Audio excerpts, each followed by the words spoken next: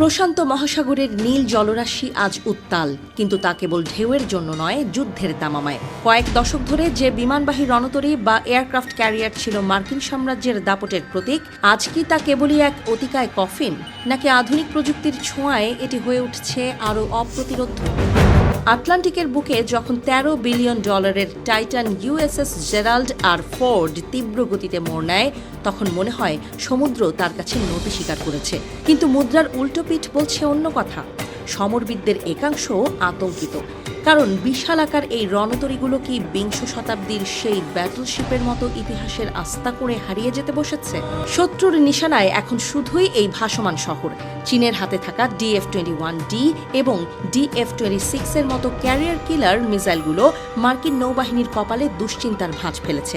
একটি নিখুঁত নিশানায় ধুলোয় মিশে যেতে পারে হাজার হাজার কোটি টাকার সম্পদ আর হাজারো নাবিকের প্রাণ।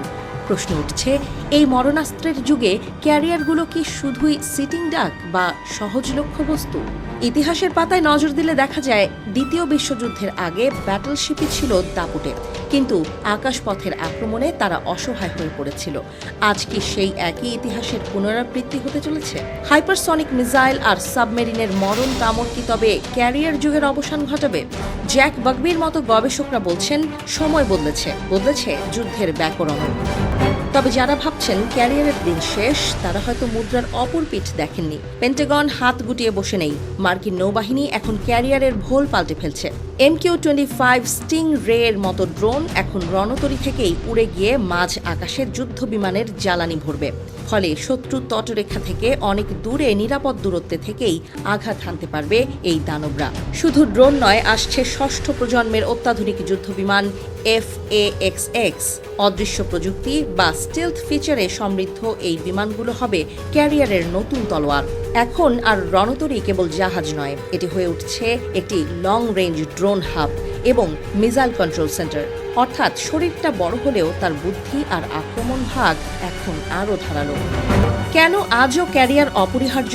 কারণ বিদেশের মাটিতে রাজনৈতিক জটিলতায় যখন কোনো দেশ বিমান ঘাঁটি দিতে অস্বীকার করে, তখন এই রণতরীগুলোই হয়ে ওঠে আমেরিকান ভাসমান এয়ারবেস। সাগরের যে কোনো প্রান্ত থেকে হুকুম তালিম করতে এদের জুড়ি মেলা ভার। মধ্যপ্রাচ্য থেকে এশিয়া আমেরিকার পেশি প্রদর্শনের প্রধান হাতিয়ার আজও এই রণতরীগুলোই। এয়ারক্রাফট ক্যারিয়ারের একচ্ছত্র আধিপত্যের দিন হয়তো ফুরিয়েছে, কিন্তু তার প্রয়োজনীয়তা শেষ হয়নি। এটি ধ্বংস করা যতটা সহজ ভাবা হচ্ছে, বাস্তবে তা তার চেয়েও অনেক বেশি কঠিন।